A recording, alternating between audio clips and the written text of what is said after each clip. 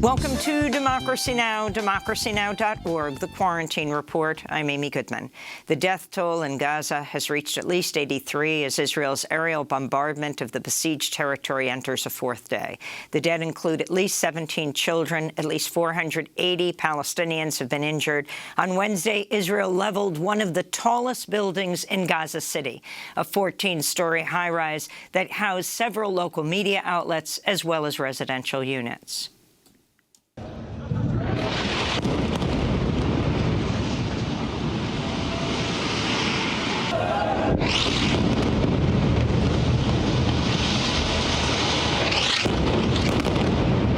It was the third Gaza high-rise destroyed this week by Israel. Israel's now amassing ground troops near Gaza for a possible invasion, as many Palestinians are celebrating Eid al-Fitr, marking the end of the holy month of Ramadan. Israel claims to have killed several top Hamas commanders. Meanwhile, the death toll in Israel has reached 7, as Hamas and other Palestinian militant groups continue to fire hundreds of rockets into Israel. Israel's reportedly rejecting calls for an immediate ceasefire. On Wednesday, President Joe Biden said Israel had a right to defend itself, while Pentagon Chief Lloyd Austin reiterated ironclad U.S. support for Israel. The U.S. provides $3.8 billion in annual military funding to Israel. This is Secretary of State Antony Blinken. We strongly condemn the rocket attacks coming out of Gaza that are targeting innocent Israeli civilians. And Israel has a right to defend itself. Palestinians have a right to live in safety and security. At the United Nations, the United States has blocked the Security Council from issuing a resolution about the crisis. Violence is also spreading across Israel, with Jewish mobs attacking Palestinians in mixed Jewish and Arab communities. Extremist Israeli settlers were filmed attacking Palestinian-owned shops in a Tel Aviv suburb. Another harrowing video shows ultra-nationalist Israelis dragging a man they believe to be an Arab from his car and beating him mercilessly. Some settlers were filmed on live television chanting "Death to Arabs." Israeli media compared the violence to lynchings. After headlines, we'll spend the rest of the hour on the violence in Israel and Palestine. India reported more than 360,000 new coronavirus cases Thursday and over 4,100 deaths, though both numbers are likely significant undercounts. Daily cases in India's capital territory of Delhi have begun to decrease, in a sign that India's massive second wave of COVID-19 may be cresting. Coronavirus cases continue to spread in Asia and the Pacific. This week, Malaysia ordered a nationwide lockdown as COVID-19 deaths hit a pandemic-level high. In Washington, D.C., nurses held in action steps from the White House Wednesday as part of Nurses Week to honor the more than 400 U.S. nurses who've died of COVID over the past year. White shoes were placed in rows as nurses took turns reading the names of those whose lives have been lost. Organizers also called on the Biden administration to do more to protect health workers.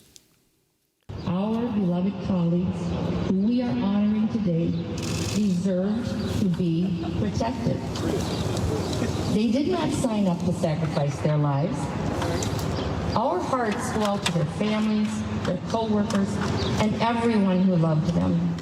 The United States reported over 800 deaths from COVID-19 Wednesday as new infections continue to drop while vaccinations rise. Massachusetts reported 0 coronavirus deaths for the first time since last June, while in Michigan, a spring surge is rapidly subsiding. At the White House, President Biden urged parents to get their children vaccinated after a CDC panel approved use of Pfizer's vaccine in adolescents 12 and older.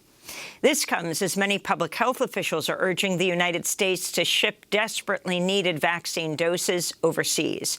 British pediatric immunologist Dr. Adam Phim and Harvard Medical School pediatrician Dr. Richard Malley write in the Washington Post, quote, "Crematoriums are working around the clock in India. Overwhelmed hospitals are running out of oxygen in Brazil. In this context, it is difficult to justify using limited vaccine supplies to immunize young, healthy children at little risk of severe disease from COVID," they wrote. The World Health Organization says nearly a dozen countries, many of them in Africa, have yet to receive a single vaccine dose. UN Secretary General Antonio Guterres said Wednesday the world needs to double its vaccine production capacity while at the same time making vaccine distribution more equitable. It is totally unacceptable to live in a world in which developed countries can vaccinate most of its population, while many developing countries have not had access to one single dose. With the virus spreading like wildfire in different parts of the developing world, the risk of mutations, the risk of new variants is such that we risk to have a situation in which the vaccines that exist today will no longer be effective. So it's in the interest of everybody that everybody is vaccinated everywhere.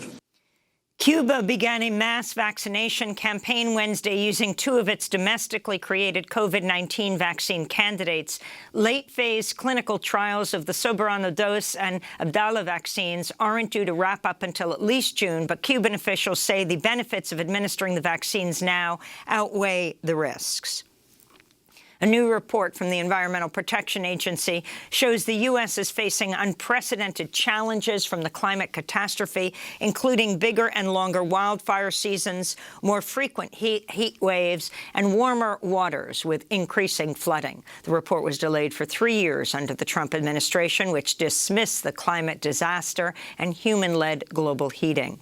EPA head Michael Regan said, quote, "There is no small town, big city, or rural community that's unaffected by the climate crisis."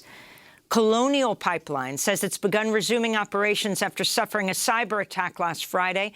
Colonial, which is owned by Royal Dutch Shell, Koch Industries, and others, transports nearly half of the East Coast fuel supply from Texas to New Jersey. 2/3 of North Carolina's gas stations are empty. Colonial said it would take a few days for supplies to return to normal, as some drivers have taken to hoarding gas and fuel shortages amidst the fuel shortages and price hikes. House Republicans have voted to oust Wyoming Congressmember Liz Cheney from her leadership role over her vote to impeach former President Trump and her criticism of Trump's lies about the stolen 2020 election. Over 100 Republicans, including former governors, members of Congress, and cabinet secretaries, are threatening to form a third party unless the Republican Party breaks from its unquestioning loyalty to Donald Trump. Attorney General Merrick Garland told lawmakers Wednesday white supremacist groups in the U.S. pose a growing threat. And in the FBI's view, the top domestic violent extremist threat we face comes from racially or ethnically motivated violent extremists, specifically those who advocate for the superiority of the white race. Garland also told the Senate Appropriations Committee the deadly January 6th insurrection at the U.S. Capitol was the most dangerous threat to democracy he has witnessed. In Minnesota, a judge has found there were aggravating factors in former police officer Derek Chauvin's murder of George Floyd last May. The factors are Chauvin abused his position of trust and authority. He acted with particular cruelty. He committed the crime in a group with at least 3 other people, and children were present at the time. The finding means Chauvin is more likely to face a longer sentence for murdering Floyd. His sentencing is scheduled for June 25th. And a warning, our last headline contains graphic descriptions of sexual violence. In Morocco-occupied Western Sahara, dozens of masked Moroccan agents broke into the home of the renowned Sahrawi human rights activist Sultana Khaya, who's been under house arrest for the past 6 months, and sexually assaulted her and her sister, Luara.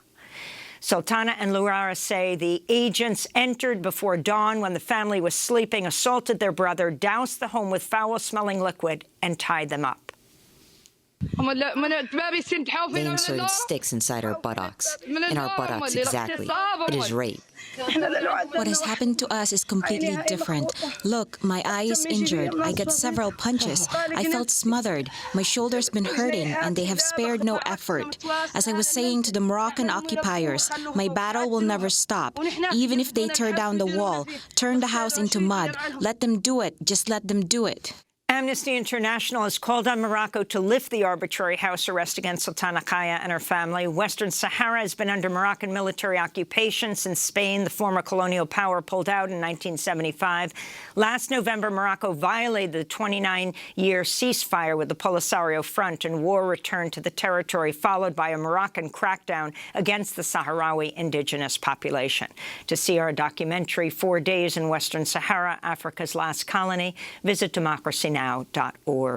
And those are some of the headlines. This is Democracy Now!, democracynow.org, the Quarantine Report. I'm Amy Goodman in New York, joined by Democracy Now! Co-host Nermeen Sheikh. Hi, Amy, and welcome to our listeners and viewers around the country and around the world.